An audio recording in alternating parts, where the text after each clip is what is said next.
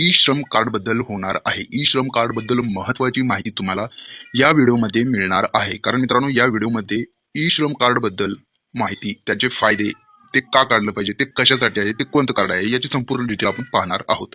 तर देशातील असंघटित क्षेत्रातील कामगार आणि मजुरांना एकत्र आणण्यासाठी ई श्रम कार्ड योजना सुरू करण्यात आली आहे।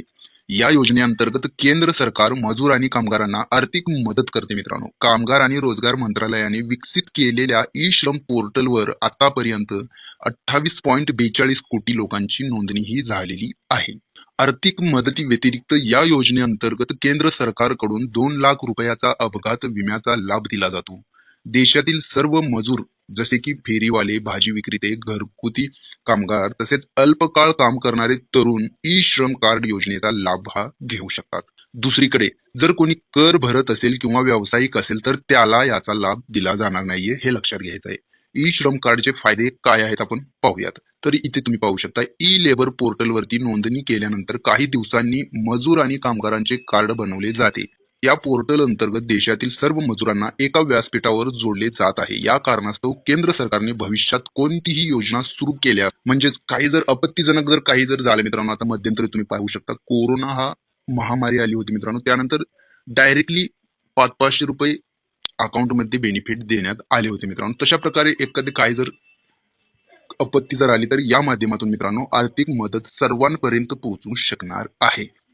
केंद्र सरकारने भविष्यात कोणतीही योजना सुरू केल्यास या पोर्टलच्या मदतीने नोंदणीकृत कामगार आणि मजुरांना त्याचा लाभ दिला जाईल। त्यावर नोंदणी करणाऱ्यांना सध्या 2 लाख रुपयांचा अपघात विमा दिला जात आहे। ई श्रम पोर्टलवर नोंदणीकृत असंघटित क्षेत्रातील कामगारांना 2 लाख रुपयाचे अपघात विमा संरक्षण दिले जाते। समजा अपघातात कामगाराला जीव गमवावा लागला तर 2 लाख रुपये दिले जातात। कामगार अंशतः अपंग असल्यास त्याला 1 लाख रुपयांची मदत मिळते। मित्रांनो, असंघटित कामगार, आता तुम्ही पाहू शकता देशाच्या कोणत्याही कोपऱ्यात काम करणारे असंघटित क्षेत्रातील कामगार ई श्रम कार्डसाठी अर्ज करू शकतात।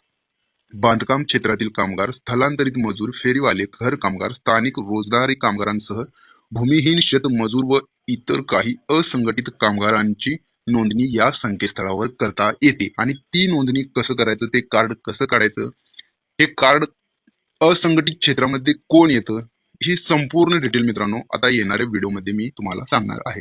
तर हे कार्ड कसं बनवायचं, ते कार्ड कसं दिसतं, हे तुम्हाला येणाऱ्या व्हिडिओमध्ये सांगणार आहे। ही एक महत्वाची अशी अपडेट होती मित्रांनो, जे की आपण ई श्रम कार्ड बद्दल पाहिलेली आहे आणि येणाऱ्या व्हिडिओमध्ये ई श्रम कार्ड कसं बनवायचं हे पाहणार आहोत। त्यामुळे तुम्ही जर का आपल्या चॅनलवरती नवीन असाल तर आपल्या चॅनलला सबस्क्राईब करून बेल आयकॉन दाबायला विसरू नका। धन्यवाद।